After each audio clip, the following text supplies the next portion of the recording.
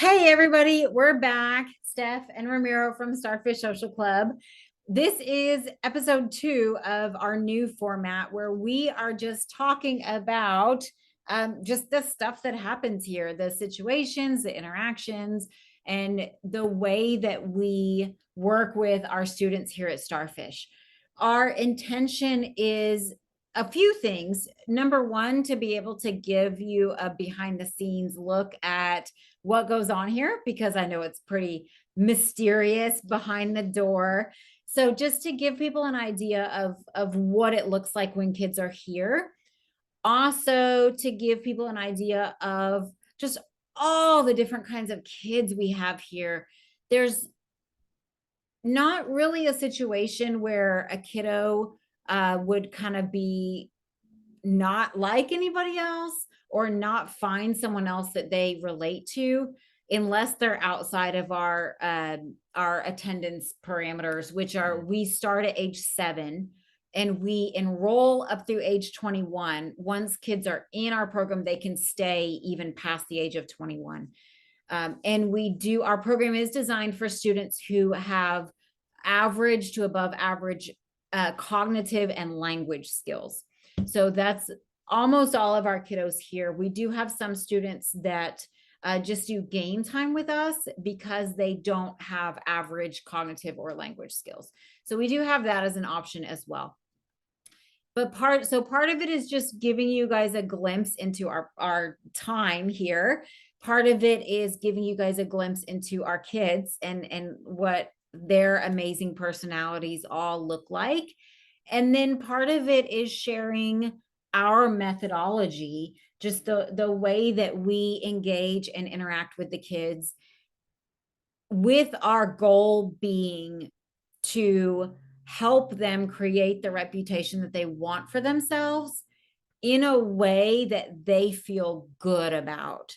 So I was actually thinking about this at, probably midnight last night, that our focus here really is on helping kids create the reputation that they want. And I don't think we've ever really talked about this, but it's really about them being able to make decisions that they are invested in, that they feel comfortable in. So it's not about teaching kids how to be normal. It's not about masking any of their idiosyncrasies, any of their differences. It's not about trying to fit in to social norms or expectations. It's about them identifying what they want for their social life and their friendship base, and then pairing that with decisions that they feel good about. And I know we even talk in some of our lessons, we have a scale in some of our lessons where there's some things that on one side of the scale, we're not doing them enough. And on the other side of the scale, we might be doing it too much. An example would be talking about ourselves, right? There are some kids who do it too much and they get a reputation for being rude, annoying, whatever. There's also some kids who don't do it enough. And it's hard to make friends if we don't talk about ourselves some of the time. And so I was thinking about this last night, how that's also a big factor in the concept of reputation, that making sure the kids are comfortable with the decisions that they're making for themselves. And so here at Starfish, we don't have rules here. There's nothing anybody has to even. Yesterday we had a kid who was asleep, legitimately needed to be asleep. I mean, we tried to put some strategies in place. He legitimately just needed to go to sleep. So we let him go to a different room and sleep it off, as it were. And then an hour later, he's up playing games with the group. So there's nothing that kids can't do here. There's no such thing as getting in trouble here. It's all about finding the balance between what they want and the decisions that they feel comfortable making. So that's my preface for today. Our plan for today is to pick up where we left off last time with our scenarios, but we also have a longer scenario that was part of one group that we really want to focus on today. And so I want to get some background information to help to help everybody understand what it is that we're talking about. Our main program here at Starfish is that we have our classes, our lessons, and we have game time. That's the main program that we have here. Once kids have been enrolled consistently for a year, they can also join our cohorts. Cohorts are groups of kids that plan their own activities, and then we go do them together. They meet every other week. 1 week is the planning session. They get to make all the decisions. Ramiro is in charge of the cohorts, so he encourages them. We do have the expectation that every other time they go somewhere new, because otherwise we get stuck in the same places.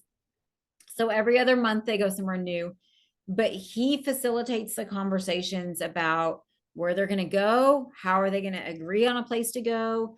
They have to look at the schedule. They have to look at where it is. Is the weather a factor? How much does it cost? How are they going to tell their parents? It's a lot of executive functioning work that goes into it. So Ramiro is in charge of the cohorts that we have here. So he's going to talk about a situation that he facilitated 2 days ago. I'm trying to think of where we are. Yeah, 2 days ago with our older cohort. So these are students that are upper high school, even 18 plus in this cohort. And most of them have been with us for several years, 3+ years, I would say. So that's where we're going to start today, is with Ramiro talking about one of the big focuses of our program here, which is the kids giving each other social feedback. So he's going to talk about that. And then with the time that we have left, we're going to backtrack and talk some more about some of the things that happened in our game time in our group last week. All right, take it away, Ramiro. All right. Less of me, more of you today. Okay. So let's see, I'm going to try my best. I know I'm not supposed to say names or anything like that, so I'm going to call them student A and student B. Both of these students have been with Starfish for, I think, even longer than I've been here. So over 3 years. And with student A, I know with him, a lot of the focus with him has been to help him realize that he has a lot of big reactions to small problems.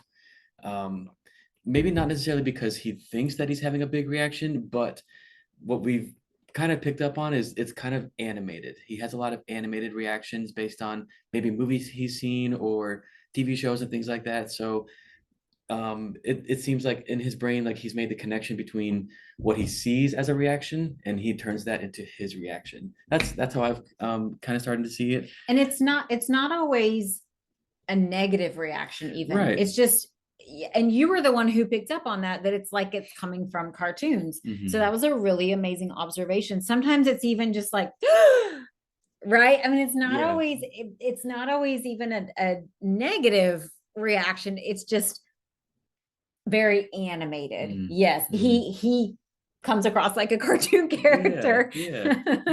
And so a lot of students here who have been around him, they've been aware of this and they've noticed those kinds of reactions coming up from him as well.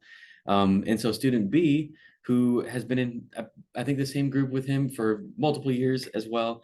I'm sure he's very familiar with that aspect. And so student B, well, they were all playing a game together because after we're done planning, if we have time, we usually play a game together. And so they all decided to play Uno. So the whole group, they were all playing the same game of Uno.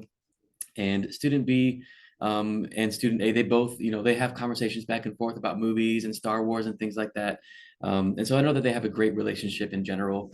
So student B was just kind of like picking fun at student A. I noticed he started like tapping student A's leg because they were all sitting on the floor. And I'm pretty sure it started because student A wasn't paying attention when it was his turn. And so student B would tap his leg, like letting him know, hey, it's your turn. And I also noticed that student was doing it last week with a student that he's actually never been around before. So I feel like it's just a new thing that's developed. Mhm. But I also feel like the kids here are really comfortable with each other. Yes. And so I think it's almost a way to show camaraderie, right? Yeah. Mhm. Because I noticed him doing it last week with someone that Mm. he had actually never even met before. So Okay. that's interesting that it seems like it's just kind of a new something that he's trying, Right. right? Yeah, exactly. And so I know, he didn't mean anything uh, against student A by doing that or anything like that, but student A, he wasn't a fan of it. Um, Student B like poked him once, and so the student kind of like nudged a little bit away from him. Student B did it again, and so he like kind of swatted at his leg without saying anything. And so I know student B who was doing the poking, um, he may not have noticed that that means that student A doesn't want him to do it anymore. I think he kind of saw it as like a funny reaction or a silly reaction to what he was doing. And so he didn't see anything wrong with doing it again because he thought it was funny. Um, and so after the third, poke on the leg, um, I decided to step in and I asked, I'm going to pause you. yes. So, if you think about a traditional reaction to this situation, right? If this were in school, if this were maybe even siblings, right? If you think about, we talked last time about reactions versus responses. So, a typical reaction from an adult in this situation would be to intervene and to say something to student B, right? Stop poking him, move away from him, leave him alone. That would be a typical reaction. But here we don't tell kids what to do. And so that was not the role that we took. I just, Mhm. okay. Yes, Just no, want to thank you preface so much that. for Yeah. explaining that. Yes. So yeah, at that point, I stepped in and I talked to student A because I wanted to see what the student was going to try, or I wanted to see what he was going to say about it. Because I knew from what I saw, he didn't like it. He didn't want to be poked, and he was hoping that student B would just stop doing it. But that wasn't the case, and so I stepped in, and so I asked student A. It's like, hey, or I'm sorry, wait, student A? Yes, correct. Um, um, I said to student A, like, hey, I noticed he's still doing that. Do you want to try something else? Because at that point, all he was doing was scooting away a little bit, or he was swatting at his leg a little bit. He wasn't saying anything to student B that clearly said, hey, don't do that. Um, Now, student A, with usually having like bigger reactions, I was hoping for not, or I was trying to see like where he was going to be when it comes to his response, if it was going to be a big reaction or if he was going to try something else. And so I asked him if he wanted to try something different, and he thought about it for a couple of seconds, and then he calmly asked student B. He said, "Hey, can you please not do that anymore?"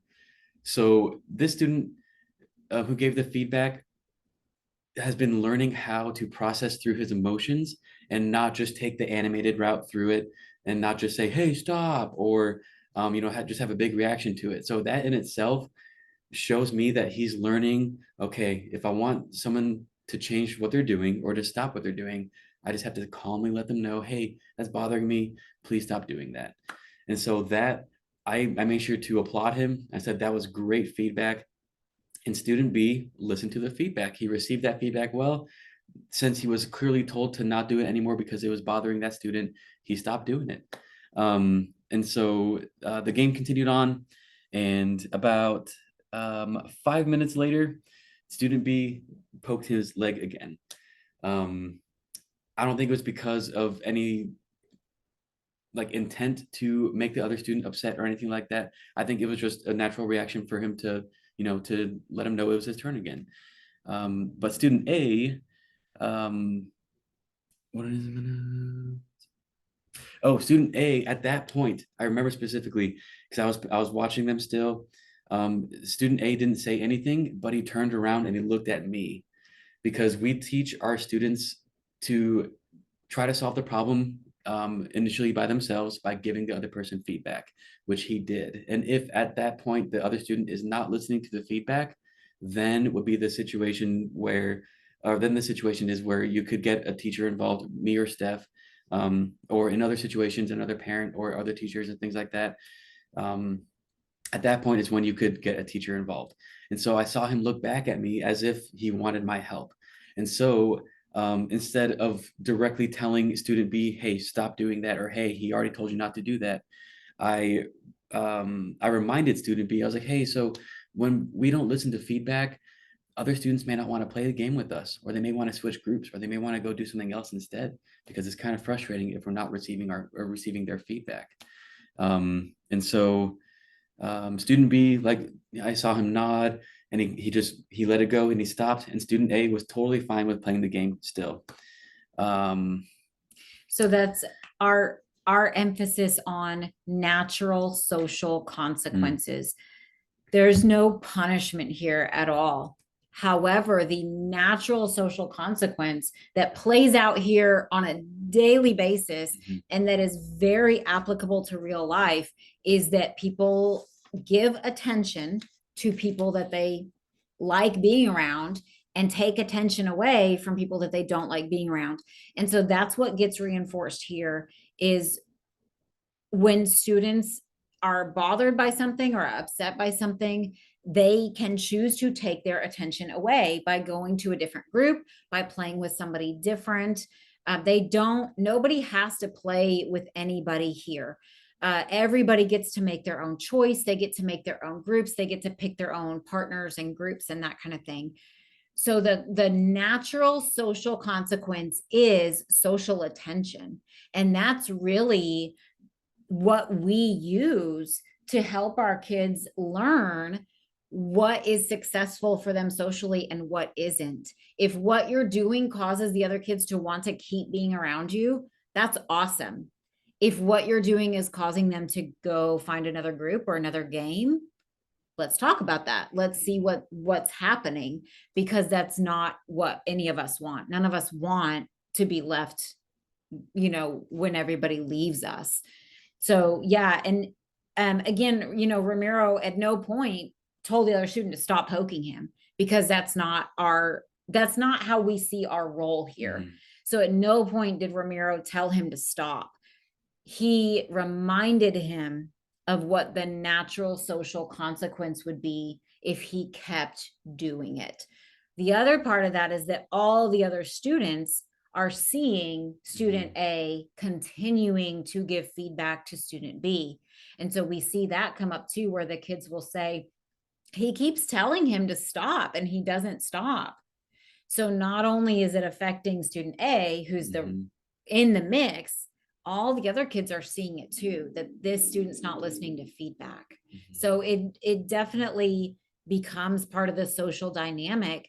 And our kids, because of that, our kids become really skilled at giving social feedback, but also at receiving social feedback, which is the hard part, right? Receiving feedback that other people are giving. Absolutely. And so Uno continued. They played for about another 15 or 20 minutes. And then out of the blue, again, student B poked student A one more time. And at this point, student A had already given him feedback.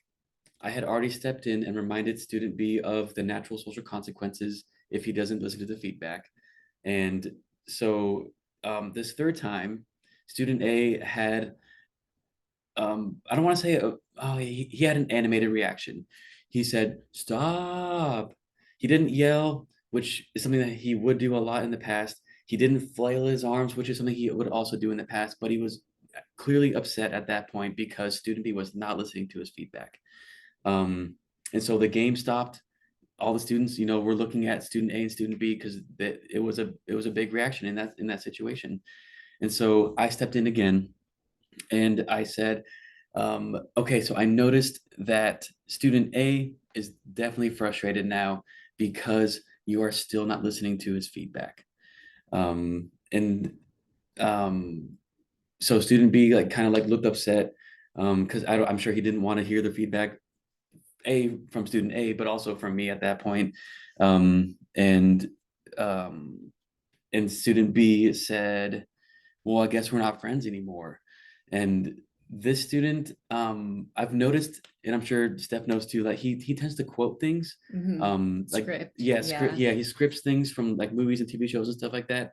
So especially when he's frustrated or upset. Yes, absolutely. So I feel like he made a connection to, something that he saw or a character that he can relate to. And and because the way he said it is almost sounded like he was scripting something. But he made that connection that he wasn't listening to that student's feedback. That student is now upset with him or he's mad at him. And so now maybe he doesn't want to be friends with him anymore. And so student A jumped in right away and he said, no, we're still friends. I just don't like that you're not listening to me. And then he like stopped mid-sentence. And then he said, I'm sorry. And I knew at that point he was apologizing for having that reaction. And so I made sure he knew that he does not have to feel sorry for that reaction, because after being very calm and respectful and giving feedback, asking for help the second time, and then getting frustrated at that point, it is completely natural for anybody to be frustrated at that point. And so I didn't think that he needed to feel sorry or to feel like he did something wrong by having a reaction like that at that point. So I told him that he doesn't have to apologize for it if he doesn't want to, um, because of what I just explained. He already gave the feedback, he asked for help, and it's only natural at that point to feel frustrated. And at that point, he like thought about it. He was nodding his head, and about 10 seconds later, he said, "Okay." And then he ended up leaving the group. He joined the other group that was playing a different game instead. And so at that point, student B, he was clearly upset. I know, like in his heart, he wasn't trying to upset the other student. He wasn't trying to do anything, to upset the other student intentionally. But he saw the natural consequence in that situation where he didn't listen to the feedback. The student asked him several times, and so now that student didn't want to play with him anymore. So yeah, student A joined a different group, and student B continued to play Uno. But I noticed that for the last like 10 minutes or so, he was in his head about it all, and he was thinking about the situation that played out. But yeah, overall, the situation is definitely it's come up several times with different students when it comes to giving people feedback and receiving feedback. Because Steph and I, we love to encourage our students to learn how to give that feedback first, not to have big reactions to things, but to appropriately and like calmly and respectfully give feedback so that they can get their thoughts out and express how they feel when other students are doing things that bother them or annoy them or things like that. But on the other end, teaching our students how to receive that feedback, because sometimes they do things without realizing it. We talk about this all the time. No one wants a reputation for being annoying. Nobody wants to intentionally bother other people and upset other people. And so in this situation, student B wasn't doing that at all on purpose. But it's important to pay attention to those social cues, and to listen to that feedback when it's given. So that way they can have that friendly, kind reputation that shows that they care about the other people around them. Awesome. That was a great example. And yeah, these are, as Ramiro mentioned, these are two students that are older. They're both at least 16. They've both been here for several years. So that's part of what, that this is kind of like a gym membership here. There's always more goals. There's always further to go. We teach specific lessons on giving feedback and receiving feedback. If your child is not in our program, they are in our first module, which is available as a separate standalone module on our website that you can purchase and go through with your kiddo on your own. So the lessons on how to give people feedback and how to receive feedback are available for purchase on our website through our first module, which is called identity. So if that's something that your kiddo struggles with, highly recommend going through that module. We teach it in our August through October timeframe. So if it's not August through October, that would definitely be the best way to get that information. Okay. That was awesome. It's such a good just picture of the kinds of stuff that we work on here and the way that we, our role in everything. Absolutely. So we're gonna jump backward when we ran out of time the other day. So we're gonna go back to we were talking about game time from Thursday and just recapping some situations that happened there. So that it really shows the variety of the kids that we have here, the situations that come up here. One of the things we have two students who are in one of our elementary groups. They both started around August. So they're newer in this scheme of Starfish. They're newer. One of them told me when he started that he has a hard time balancing between being flexible and letting other people have what they want, but also standing up for himself. So he told me that when I met him, and we talked about just the concept of compromise. He has done such a great job since he's been here standing up for himself. There are kiddos who have more laid back personalities, don't really care who goes first, don't really care what game everybody else wants to play. And there are kiddos who really like to be in charge and like to determine what game the group's going to play and like to pick their color first. And he has done such a good job of self-advocating. The last several weeks, I've noticed that he and another student have been playing together. They're very similar in terms of their level of intelligence, their personalities, their wit. They're very similar. And so it's a really great pairing that they just came across, but they have different personalities. I noticed the other student is one of the ones who likes to always pick the game, wants to always go first, wants to always be the color that she wants to be. They were playing Battleship, and I heard him say they were starting over, and I heard her say, I'm going to go first this time.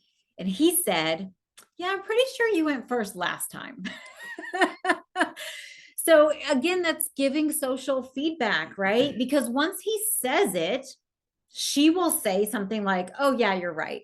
Or yeah, you can, she's a tester, right? There's lots of us that are or were testers. We like to see where that line is. And some of us learn only by doing, right? Some of us are that person. So she is one of us. She likes to see where that line is. And he does such a great job of showing her where that line is. So that was their interaction, is her just kind of trying to push and him just saying, oh, you went first last time, so also with those two kids, there's another student who I think he just started in January.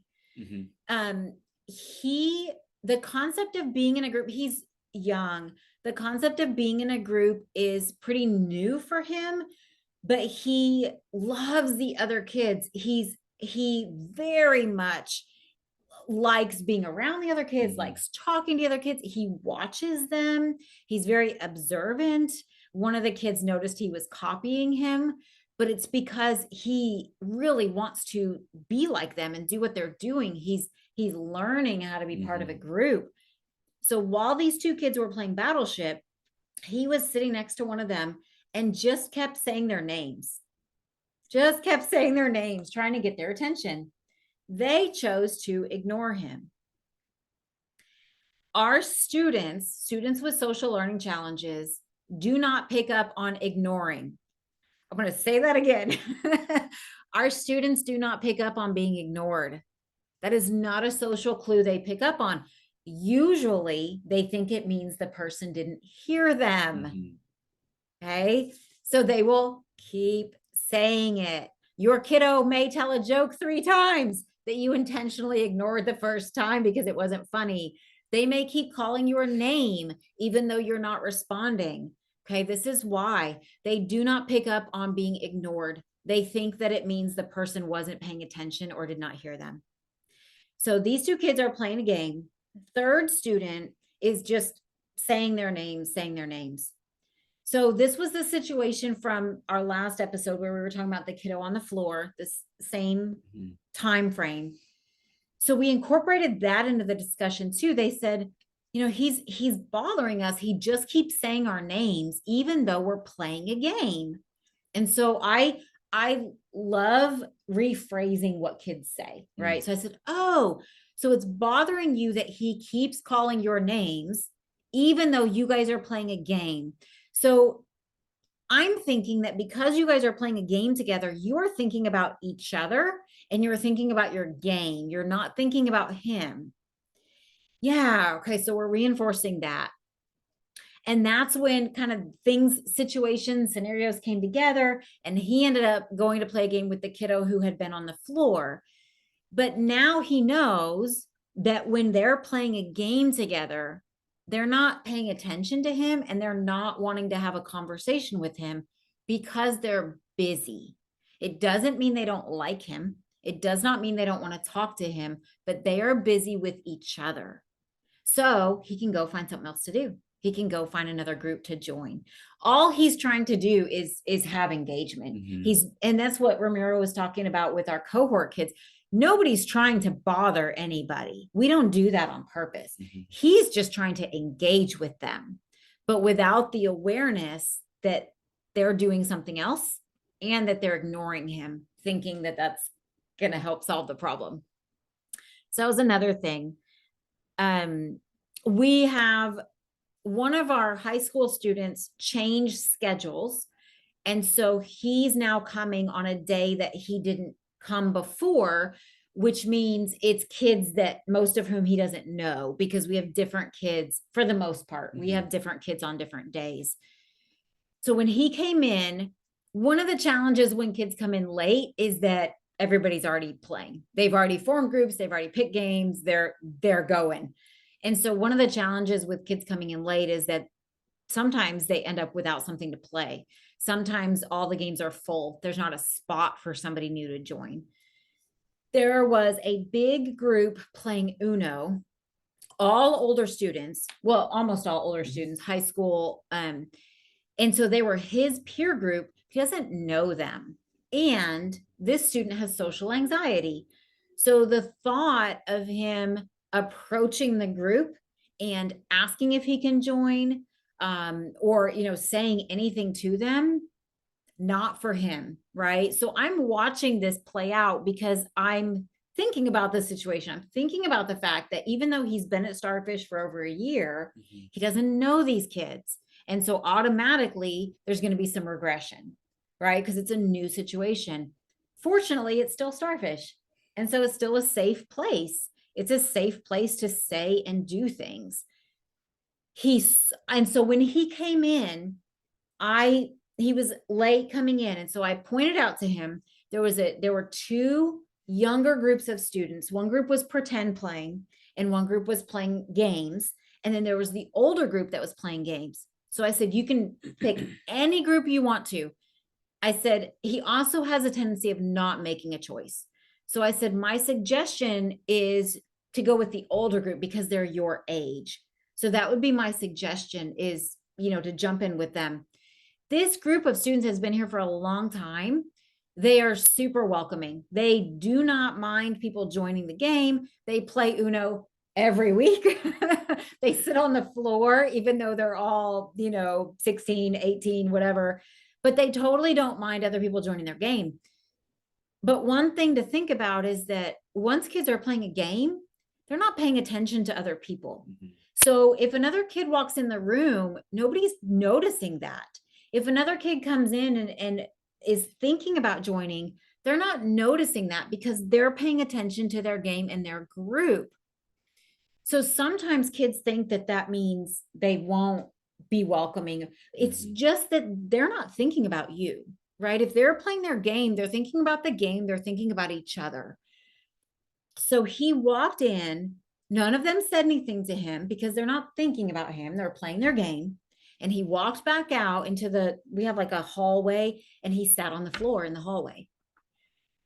So I saw him, and we have this balance with our kids with social anxiety where the priority is making sure they feel emotionally safe, right? Priority is their emotional safety. And then the balance is pushing them.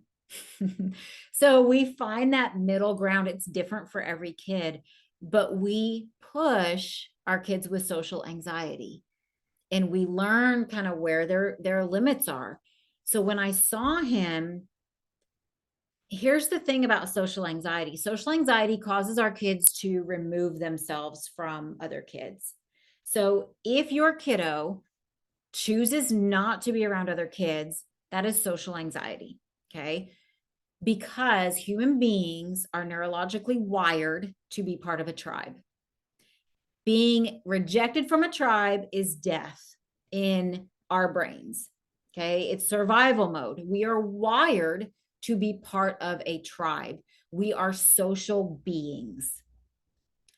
When students choose to stop being around other kids, it's because they've been unsuccessful or because they don't know how. So they don't know how to initiate conversations. They don't know how to join a game. They don't know how to talk about what the other kids are talking about. Most of the time, social anxiety is not based in reality. It's not usually based in the fact that this kid has been rejected. It's not usually based in the fact that nobody likes this kid. Most of the time, none of that's true. It's based on the thoughts they have in their brains. And our thoughts rule our world. So kids who have social anxiety are worried that those things are going to happen. They're worried that they're going to say something stupid or that they're going to ask to join the group and somebody's going to say no. That's what they're worried about. And so they default to just not trying anymore. Okay, there's my spiel about social anxiety. It's very, very misunderstood and it's often unrecognized. But if your kiddo prefers to not be with the group, I would say more than likely that's social anxiety because we all are social beings. Okay, there's that. So I see him on the corner, sitting down on the floor in the corner. I know that he does not want to be sitting on the floor in the corner, feeling left out. Mm-hmm. So I also know I can push this kiddo because he's been with me for more than a year. And so I said, hey, let's go join this Uno group. I said, these kids have all been at Starfish for a long time. They're all really cool kids. And I know that if you want to join, they would be more than happy to let you join. I know that because I know them. I basically just didn't give him an out. I just said, come on, let's go join. There just wasn't another option. And he stood up and we walked in and I introduced him to the group. And, hey guys, this is so-and-so. I said, he's actually been at Starfish for a while, but he changed schedules. So now he's coming on Thursday and he would really love to play Uno with you guys. So I just didn't give him an out. And of course the kids were like, yeah, sure. And one of them even moved, right? Which is the social clue. Because I said they sit in a circle or some shape on the floor. Sometimes it's an oval, sometimes it's whatever. But if nobody moves, he doesn't know where to go, right? So somebody moved. And so I made a big deal out of that. Look at that. So-and-so, thank you so much for moving. When we move, that shows somebody where to go. So thank you for doing that. Thank you for moving so that he could join the group. And then he did. He joined the group. Somebody dealt him cards and off they go. And now he's part of the group. So that was our situation with that.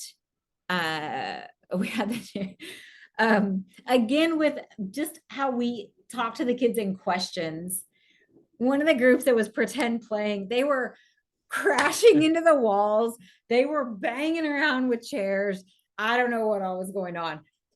We give the kids a lot of liberty with how they choose to play, especially the kids who pretend play. They get a lot of liberty. They get their own room. We just ask them not to bother the kids in the other rooms because some of them prefer quiet. So they get their own room to run around in. However, banging into the walls is a bit much. So I walked in the room and I said, how can you play this game without banging into the walls? So at no point did I say, stop banging into the walls. Or if you don't stop banging into the walls, this game is over, right?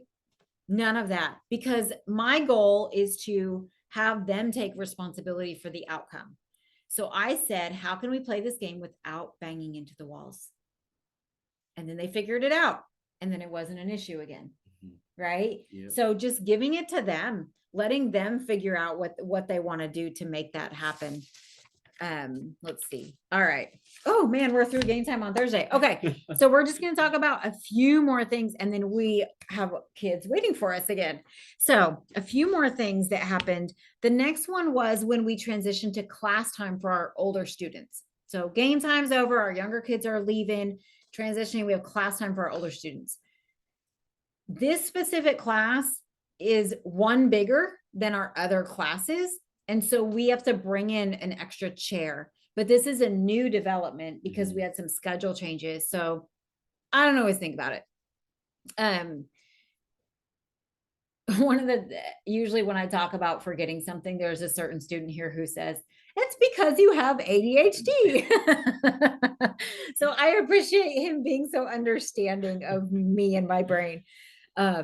So we didn't think about bringing in an extra chair and we got started and then realized that one of our students was in the restroom. And I then realized that when he came into the group, he wouldn't have a chair. And I thought, this is perfect. This is the perfect opportunity. We intentionally sometimes create situations that cause our students to need to self-advocate. Sometimes it's unintentional. The chair thing was actually unintentional, but I did notice it and I was delighted. So sure enough, he comes into class and we've already started class and he's looking around and he's noticing there's no chair. I didn't say anything. Ramiro's teaching class. I'm intentionally not looking at him.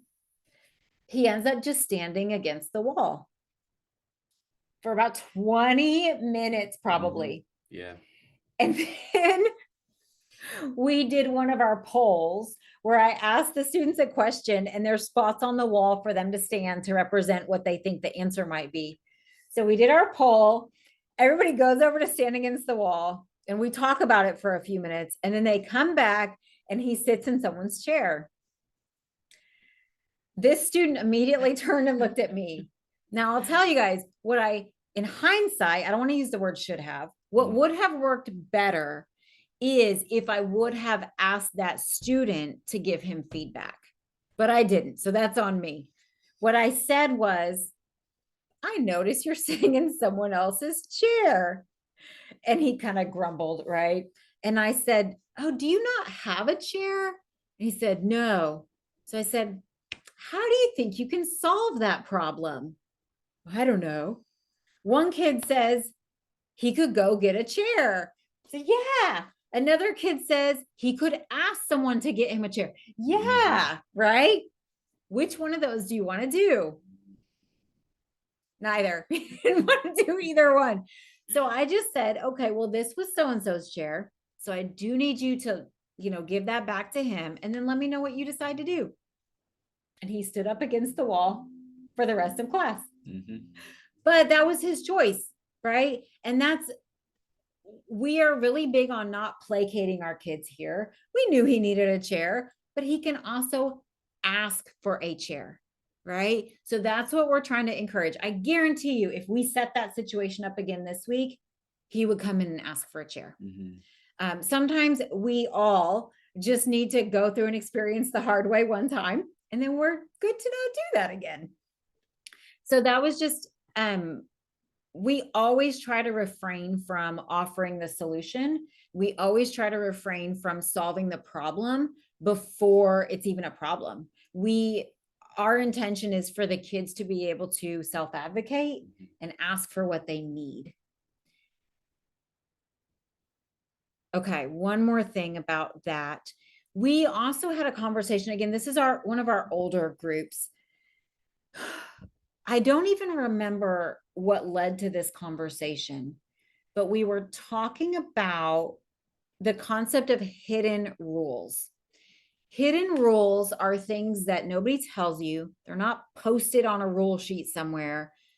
You just have to figure them out.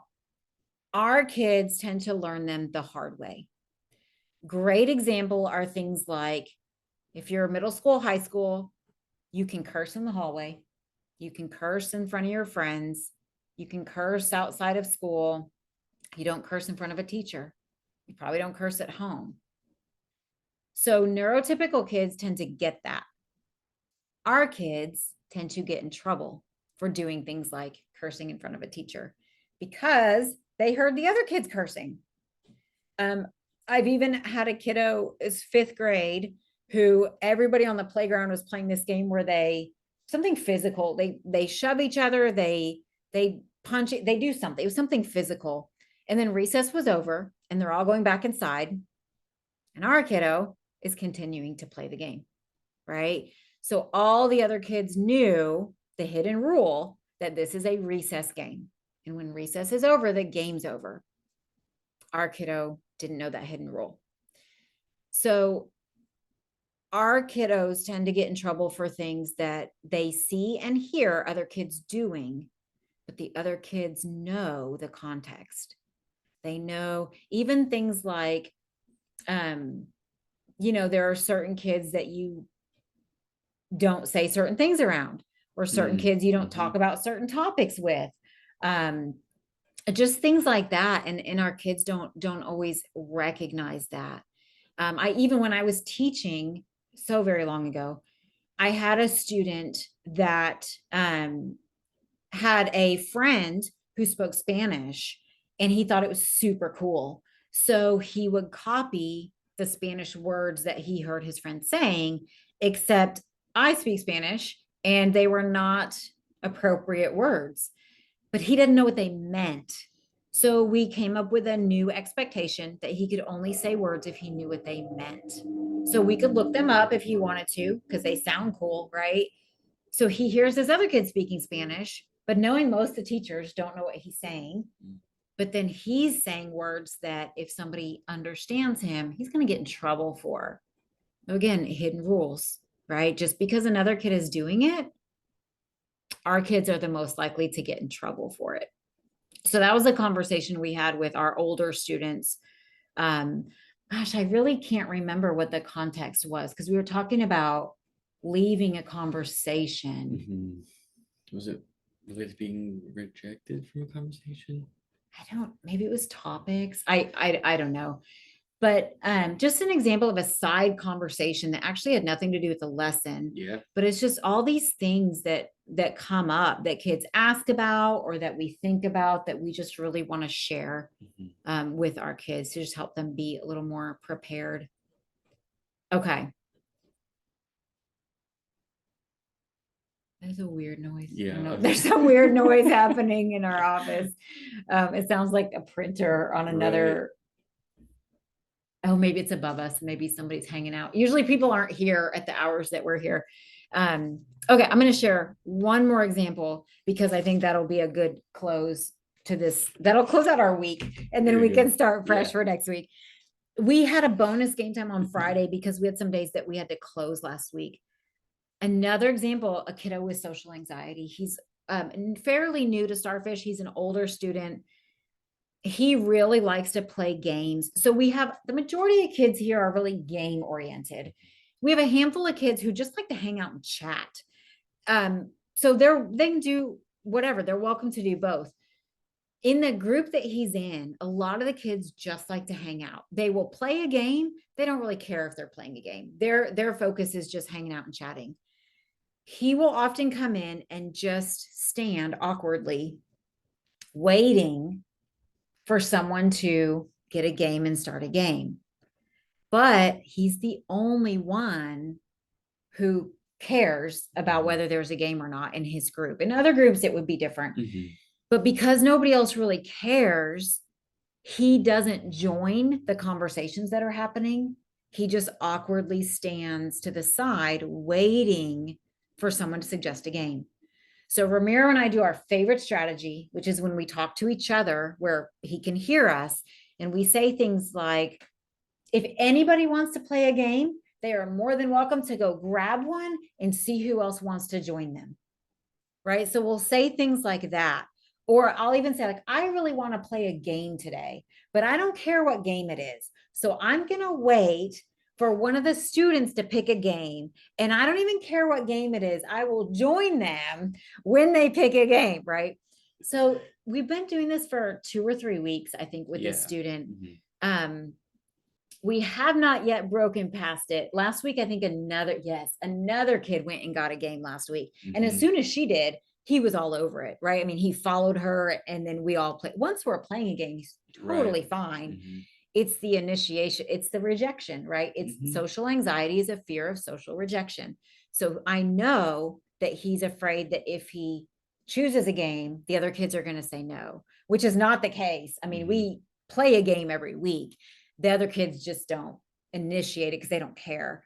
So that's our goal with him, is because he wants to play a game.